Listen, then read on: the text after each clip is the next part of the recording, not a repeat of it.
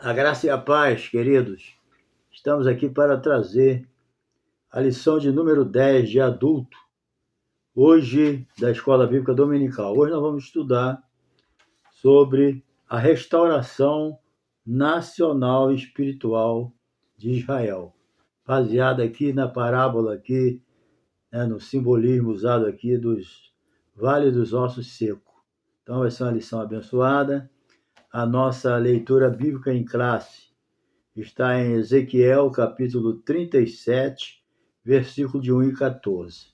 Temos também a nossa verdade prática, que fala sobre a chamada divina restauração, que tem que haver um restabelecimento espiritual e social de qualquer pessoa que se arrepende. Deus está sempre dando uma chance.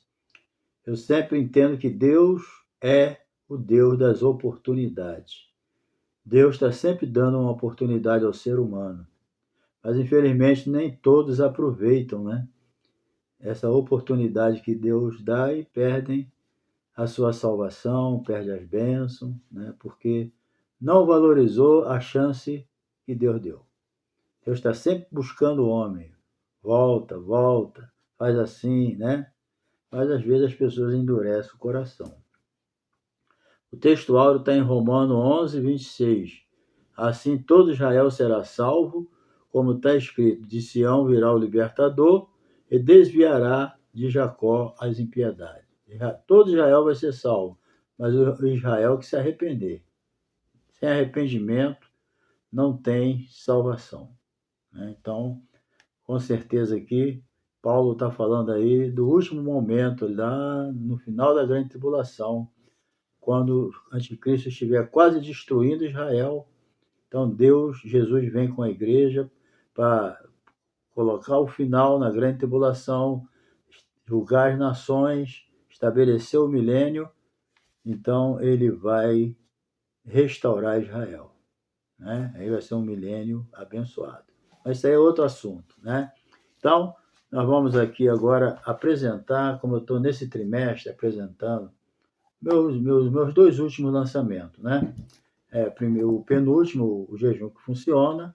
Você tem o meu zap aí na descrição, é só você ligar para o zap e você vai ter o meu livro chegando na sua casa pelo correio. Liga para mim, certo? A gente combina aí, se paga pelo Pix ou pela conta, a forma como você achar melhor, e eu coloco no correio e esse livro abençoado vai chegar na sua casa. Esse aqui é o batismo pentecostal, o batismo com evidência de falar em línguas, o batismo com o Espírito Santo. Então, esses dois livros aqui estão aí à tua disposição para abençoar a sua vida e tem abençoado a vida de muita gente, tá? Então, vamos lá. Vamos lá para a nossa lição.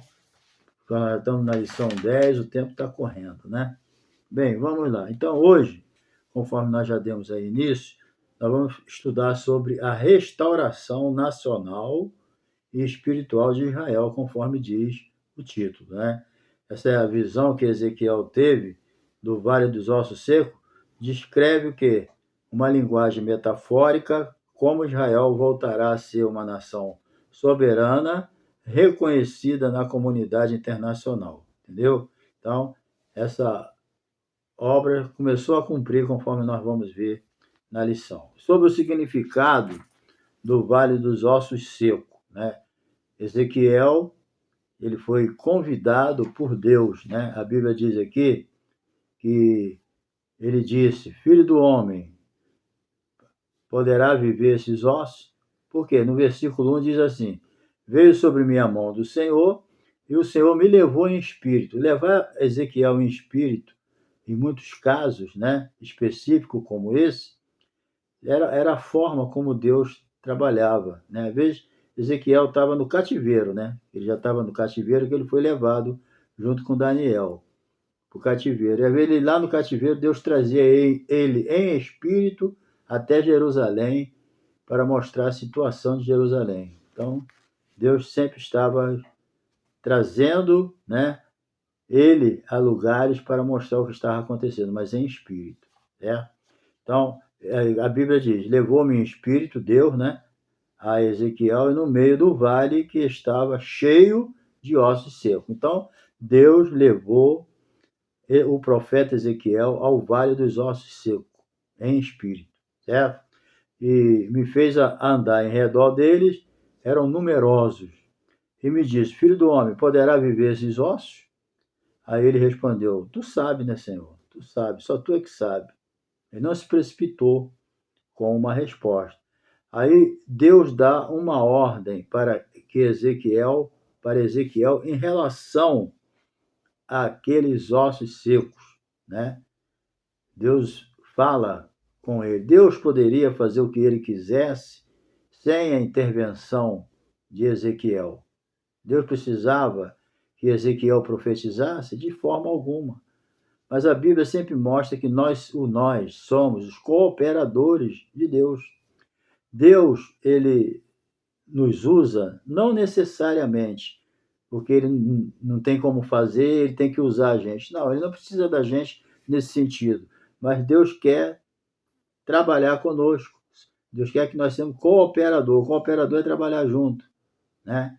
Então Deus sempre procura meios e quando ele vai fazer alguma coisa, ele usa as pessoas, como usou o profeta Ezequiel. Então ele manda Ezequiel profetizar, entendeu? Então diz: profetiza sobre esses ossos, né? Ossos secos, ouvi a palavra do Senhor. Assim diz o Senhor Jeová a estes ossos: eis que farei entrar em vós o espírito e vivereis.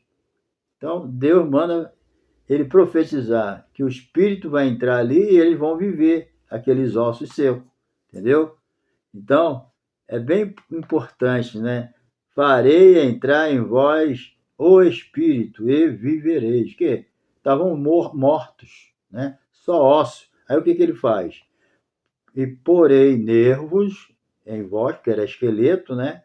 E farei crescer a carne sobre vós. E sobre vós estenderei a pele, porei em vós espírito e vivereis, e sabereis que eu sou o Senhor. Certo? Aí, mediante isso tudo, o que Ezequiel faz? Então, profetizei como se me deu ordem. Então, ele não fez nada além do que foi mandado e nem ele também falou dele mesmo. Entendeu? Ele é bem claro aqui. Então profetizei como se me deu a ordem. Então ele profetizou conforme a ordem de Deus.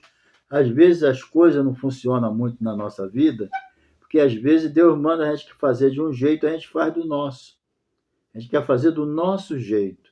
E quando a gente faz do nosso jeito, não funciona. Entendeu? Se ele faz a coisa do jeito dele, não acontece nada. Mas como ele obedeceu à risca aquilo que Deus mandou, funcionou. Então, quer que as coisas de Deus funcionem na sua vida? Faça de acordo com aquilo que Deus tem ordenado. E a palavra de Deus é um dos meios mais importantes para você seguir e fazer a obra de Deus. É claro que o Espírito Santo nos orienta também. Ele fala no nosso coração. O Espírito Santo está no mundo para nos ensinar, orientar, guiar, mas tem que ser tudo dentro da palavra. Tudo que sai da palavra não é o Espírito Santo. Entendeu?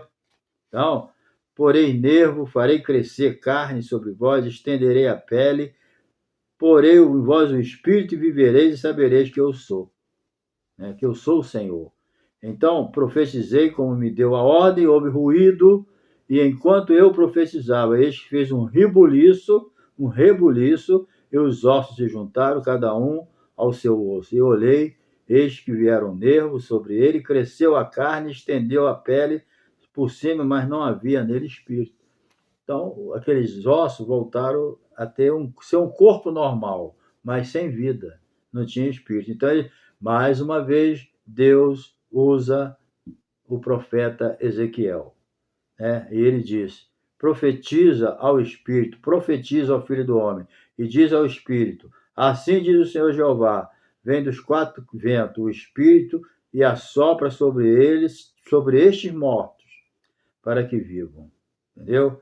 Aí, então profetizei, como ele me deu a ordem, então o Espírito entrou neles, viveram e puseram-se em pé um exército grande em extremo. Então me disse o filho do homem: estes são ossos, esses ossos são toda a casa de Israel. Aí Deus revela a Ezequiel aqui a situação anterior de Israel e agora. Entendeu? Então, disse-me, filho do homem, esses ossos são toda a casa de Israel. Eis que disse, os nossos ossos se secaram, pereceu a nossa esperança, portanto profetiza, assim diz o Senhor Jeová. Eis que eu abrirei as vossas sepulturas, vos farei sair da vossa sepultura, e, ó povo meu, e trareis a terra de Israel. Então, isso aqui está bem claro, que simboliza Israel, entendeu? Que estava morto espiritualmente, entendeu?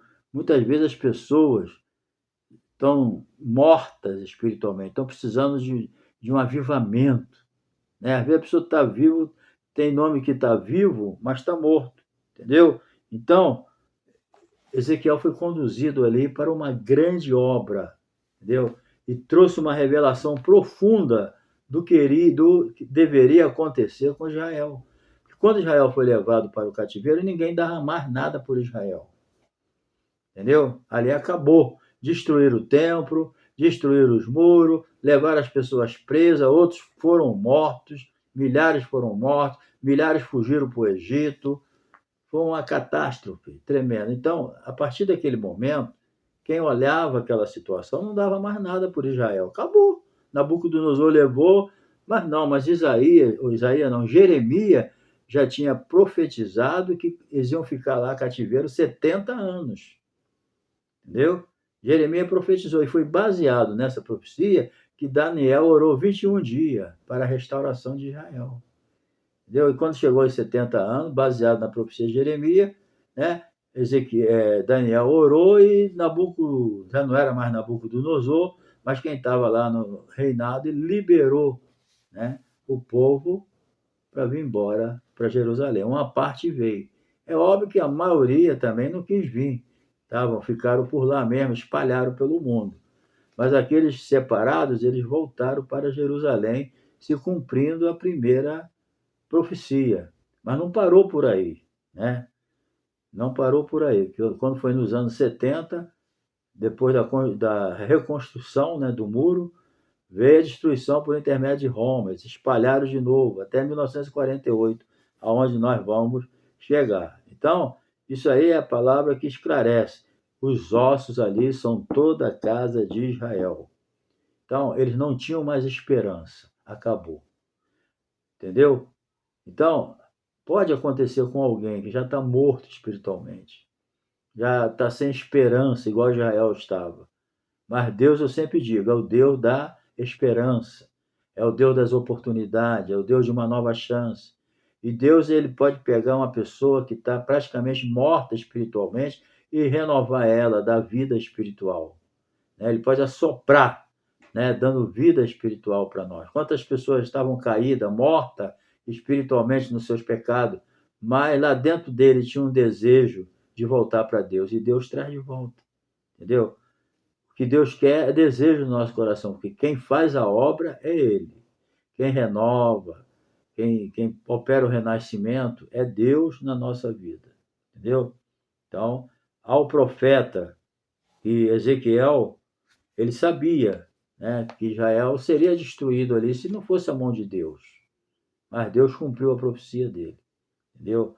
A promessa de Deus, ela sempre se cumpre.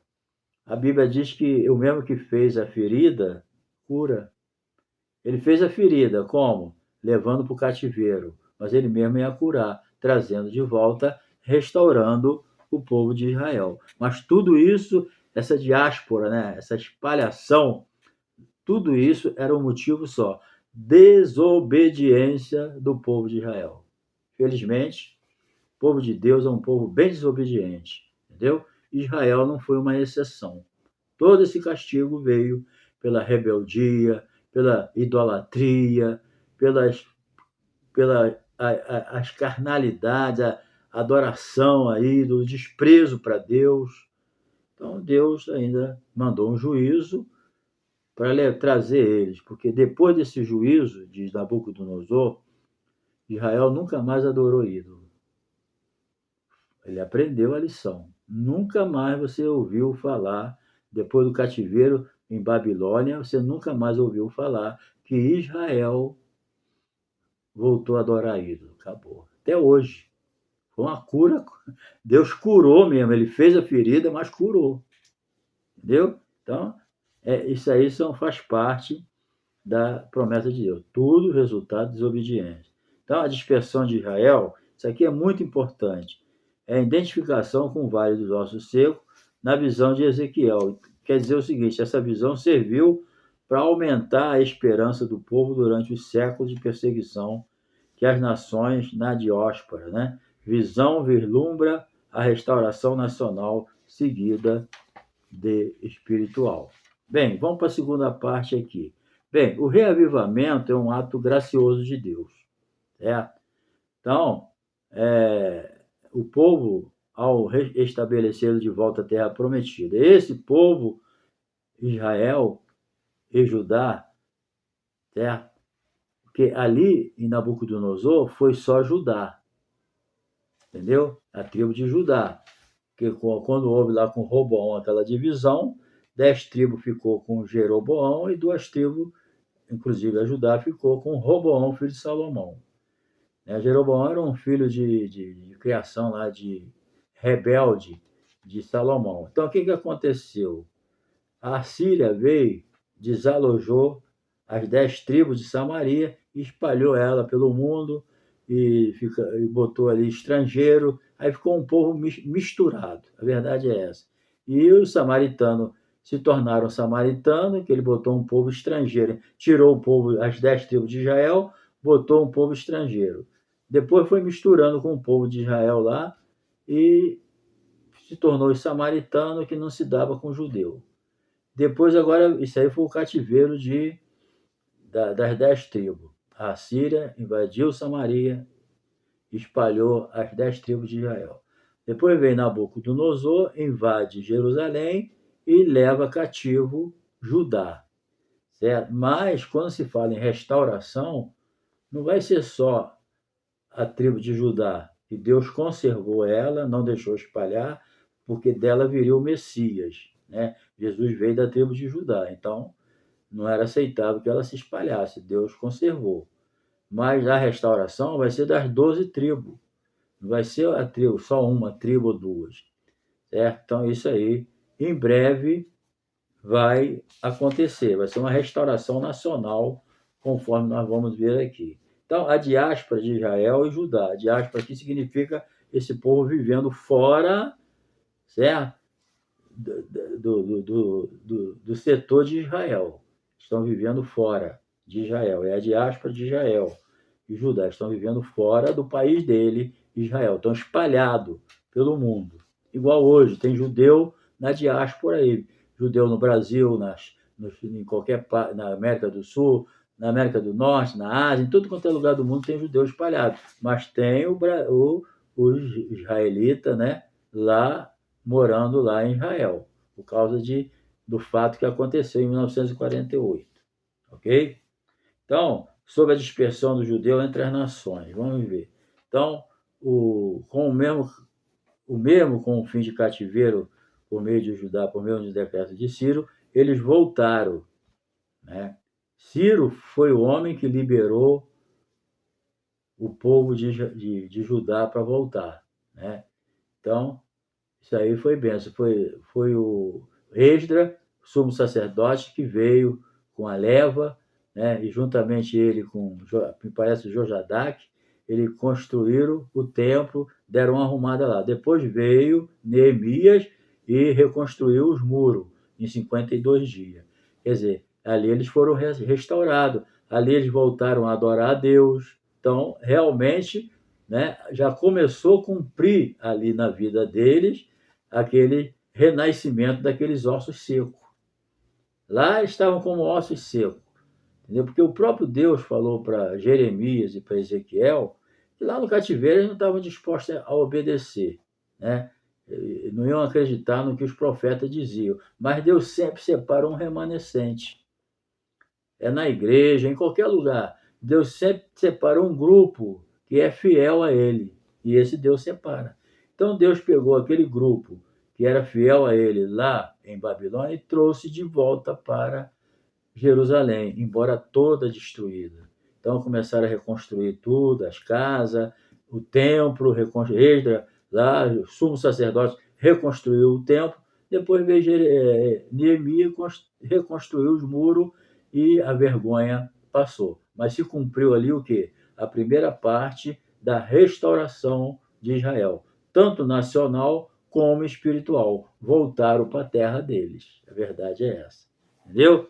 Agora, nos tempos do Novo Testamento, também havia comunidade judaica em outros grandes centros urbanos, né, do Império Romano. Você vê que no dia do Pentecoste, né, no dia do Pentecoste, todos os israelitas espalhados pelo mundo afora, a maioria vinha tudo para Jerusalém, na festa dos tabernáculos, na festa do Pentecoste. Eles vinham de todos os lados para poder adorar a Deus e no dia das festas. Então, você vê que, por exemplo, no Pentecoste, Jerusalém estava lotada de gente, tudo alvoroçado. Os israelitas vieram tudo de longe para adorar, até de outras nações também. Vocês lembram que aquele eunuco, né, aquele tesoureiro da Etiópia, que veio adorar a Deus de Jerusalém, que Felipe evangelizou ele e ganhou ele para Jesus? Então, vinha pessoas de todas as nações também ali para Israel adorar a Deus, entendeu? Então, quando no Pentecoste, os que voltaram para a sua terra já voltaram convertidos, já conhecendo a palavra de Deus. Então, ali estava renascendo, né? aquela profecia, estava dando cumprimento, entendeu? Dos ossos secos. Receberam carne, receberam nervos, se mexeram e se tornaram um corpo normal e depois receberam o Espírito. Foi isso que aconteceu com Israel, simbolicamente.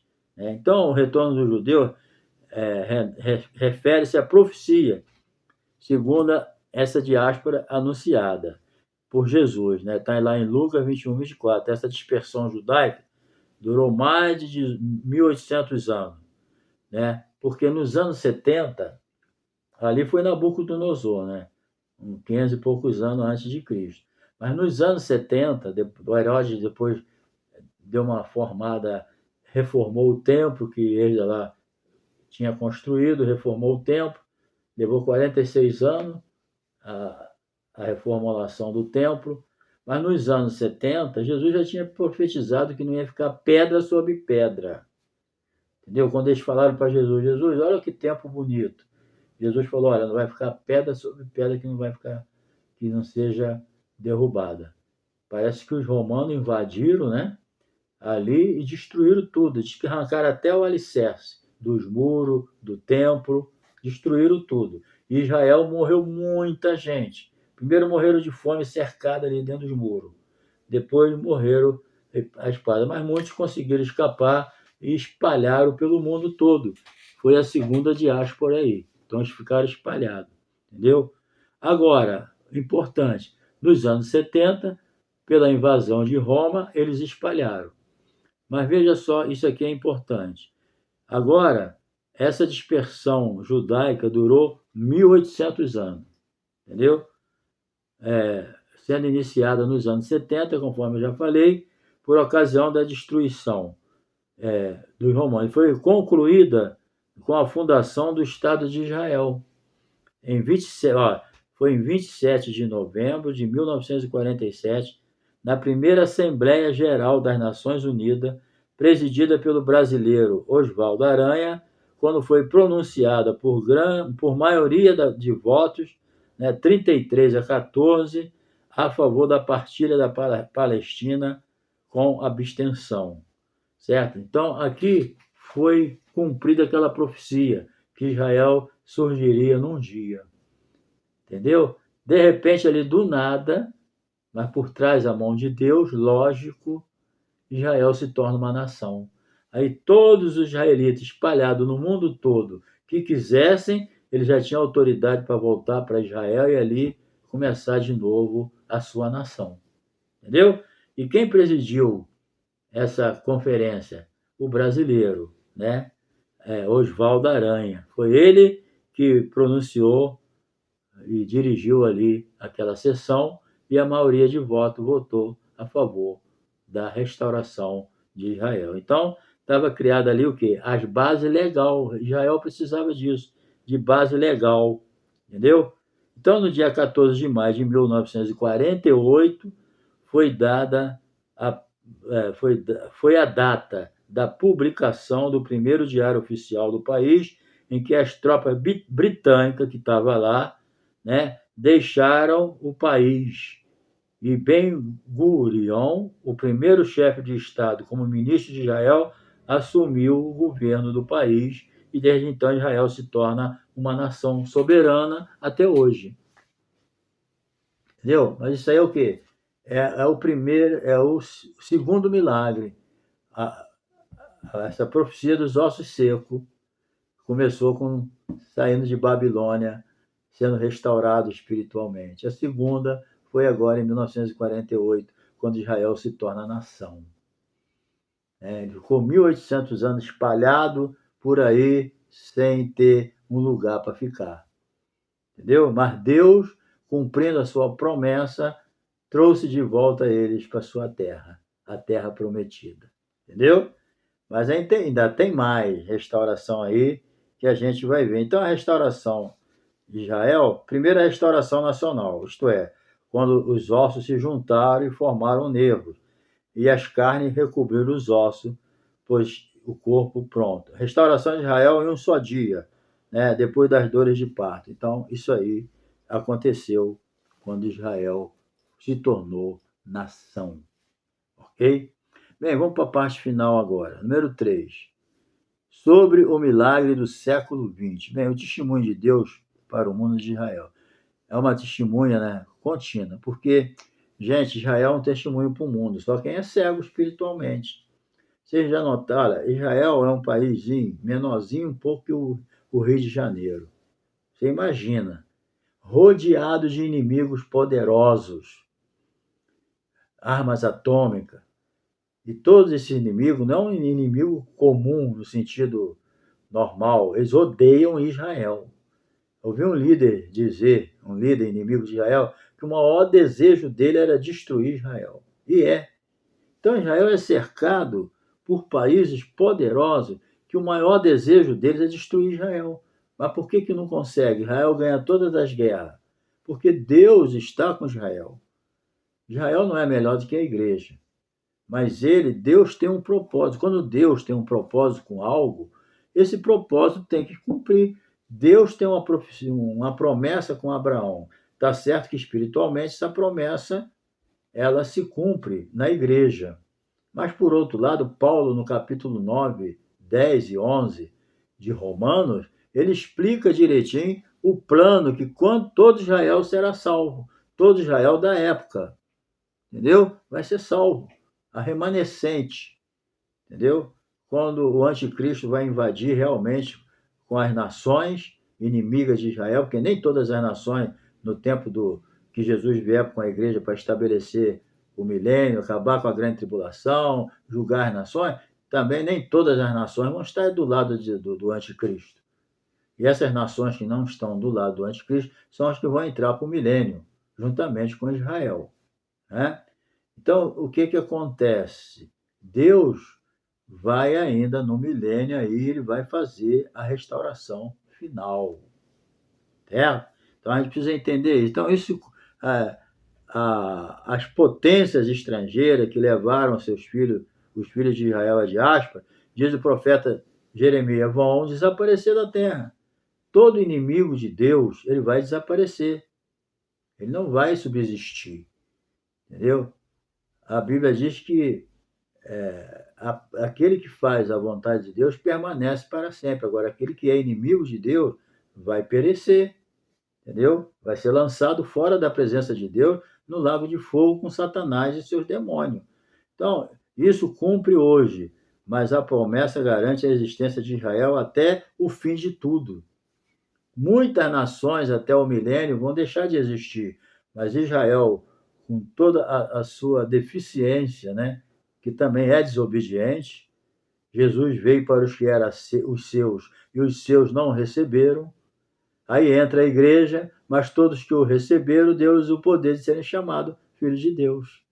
Entendeu? Então, a sabedoria de Deus ele foi rejeitado por Israel, Jesus foi rejeitado, né? Na sua cegueira espiritual, ele foi rejeitado, mas a igreja foi aceita por Deus, né? Jesus morreu por todos. Jesus não morreu só por Israel, ele morreu por todos. E todo aquele que invocar o nome do Senhor será salvo. E a igreja agora está fazendo a obra do Senhor e pregando o evangelho. Mas lá no milênio nós vamos reinar com Jesus, né?